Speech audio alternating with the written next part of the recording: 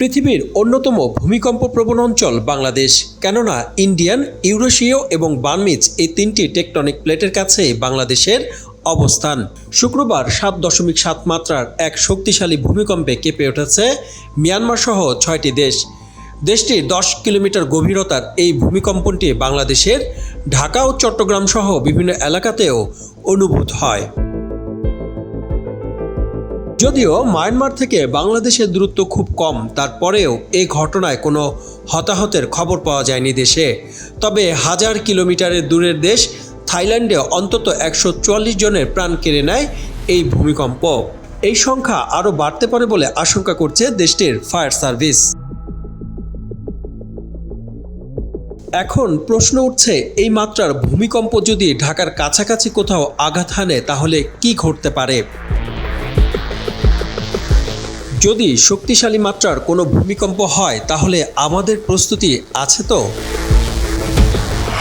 নগর প্রাকৃতিক দুর্যোগ বিশেষজ্ঞরা বলছেন, বাংলাদেশ ভূমিকম্পের ক্ষেত্রে অত্যন্ত ঝুঁকির মধ্যে আছে।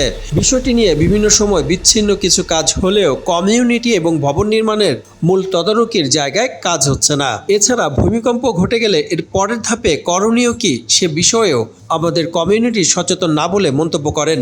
খোলা জায়গার এত সংকট যে ভূমিকম্প হলে আশ্রয় এবং উদ্ধারের বিষয়টিতেই আমাদের সবচেয়ে বেশি ভোগাবে বলে জানান তারা।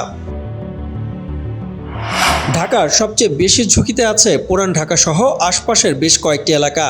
ভবন নির্মাণের ক্ষেত্রে বিল্ডিং কোড মেনে যথাযথভাবে ভবন উঠছে কিনা এই বিষয়ে রাজুক এবং সংশ্লিষ্ট সংস্থাগুলোর নজরদারি বাড়াতে হবে বলে মত দেন দুর্যোগ বিশেষজ্ঞরা। দেশে বড় ধরনের ভূমিকম্প হলে সম্ভাব্য ক্ষয়ক্ষতি কেমন হতে পারে? সম্প্রতি রাজুকের এক গবেষণা বলা হয়েছে, টাঙ্গাইলের মধুপুর ফল্টে 6.9 মাত্রার ভূমিকম্প হলে ঢাকার 40.28 থেকে 65.83% ভবন ধসে পড়তে পারে। এতে সময়ভেদে প্রাণহানির সংখ্যা ব্যাপক হতে পারে।